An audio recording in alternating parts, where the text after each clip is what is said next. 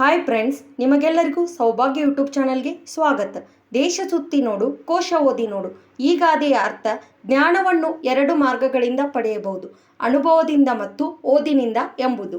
ದೇಶ ಸುತ್ತಿ ನೋಡುವುದರಿಂದ ನಾವು ಬೇರೆ ಬೇರೆ ಸ್ಥಳಗಳು, ಜನರ ಜೀವನ, ಸಂಸ್ಕೃತಿ, ಭಾಷೆಗಳನ್ನು ತಿಳಿದುಕೊಳ್ಳಬಹುದು. ಇದು ನಮಗೆ ನೇರ ಅನುಭವವನ್ನು ನೀಡುತ್ತದೆ. ಕೋಶ ಓದಿ ನೋಡುವುದರಿಂದ ಪದಗಳ ಅರ್ಥ, ಜ್ಞಾನ ಮತ್ತು ಮಾಹಿತಿಯನ್ನು ಪುಸ್ತಕಗಳ ಮೂಲಕ ತಿಳಿದುಕೊಳ್ಳಬಹುದು.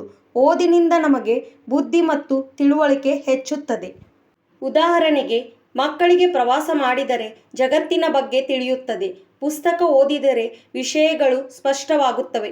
ಈ ಎರಡನ್ನೂ ಸೇರಿಸಿದರೆ ನಮ್ಮ ಜ್ಞಾನ ಇನ್ನಷ್ಟು ವೃದ್ಧಿಯಾಗುತ್ತದೆ. ಹೀಗಾಗಿ ಈ ಗಾದೆ ನಮಗೆ ಅನುಭವ ಮತ್ತು ಅಧ್ಯಯನ ಎರಡೂ ಜೀವನದಲ್ಲಿ ಬಹಳ ಮುಖ್ಯ ಎಂದು ಕಲಿಸುತ್ತದೆ. ಧನ್ಯವಾದಗಳು.